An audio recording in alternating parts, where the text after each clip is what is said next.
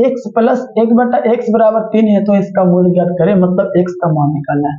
जब ऐसे सवाल में x का मान निकालना रहे तो कैसे निकालेंगे, आइए इसी को सीखते हैं।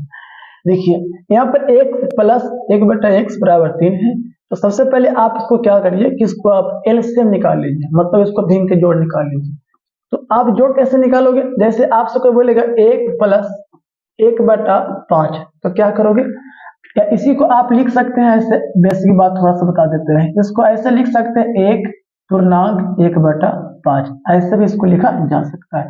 आपको पता होगा कि पूर्णांक तोड़ने के लिए बगल वाला को नीचे वाला से गुणा करते हैं और ऊपर वाले को जोड़ के लिखते हैं।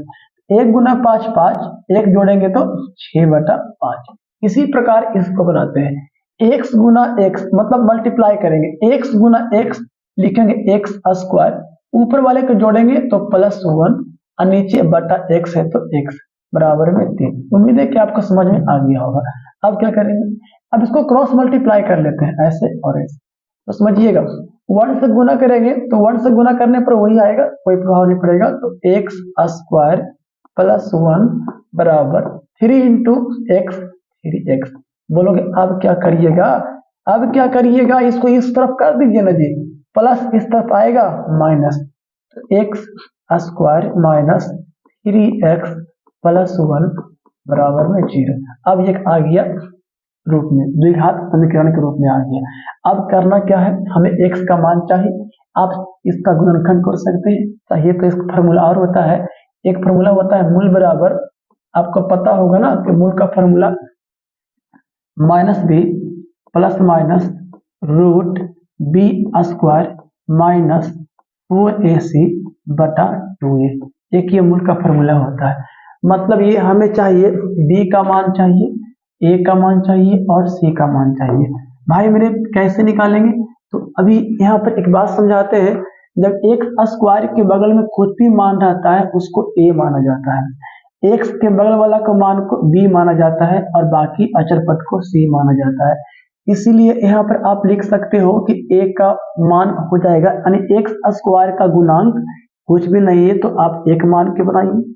इसी प्रकार यहाँ पर x का गुणांक को b कहते हैं तो b बराबर -3 मान के बनाइए, और अचर पद यानी कि c बराबर यहाँ पर 1 मान के बनाइए। क्लियर। चलो अब क्या करने वाले हैं सर, तो अब बस करना क्या है, मूल का लगा दीजिए फार्मूला, मतलब यहाँ पर आप लिख सकते हैं मूल बराबर यानी कि मूल x बराबर फार्मूला होता है, लिखा हुआ है -b plus minus root b square minus 4ac बटा 2a। अब सभी का मान पुट करेंगे और हल करेंगे। क्लियर।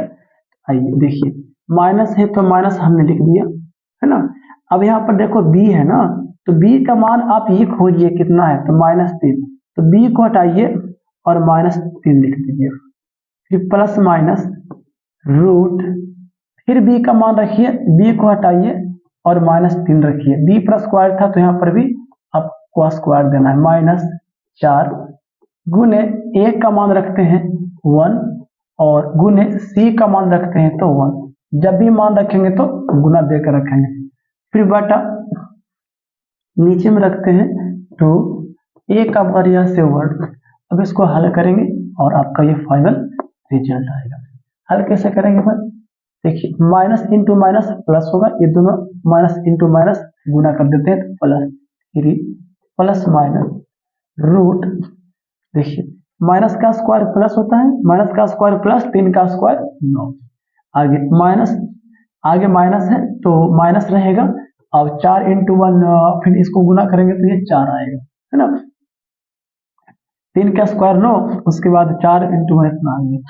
अब करने वाले क्या है, तो अब यहाँ से हमें ये करना है बाबू, यहाँ पर 2 इंटू 1 2 हो जाएगा, अब यहाँ पर 3 प्लस माइनस और घटा देंगे, 9 में से 4 गया 5 बटा 2।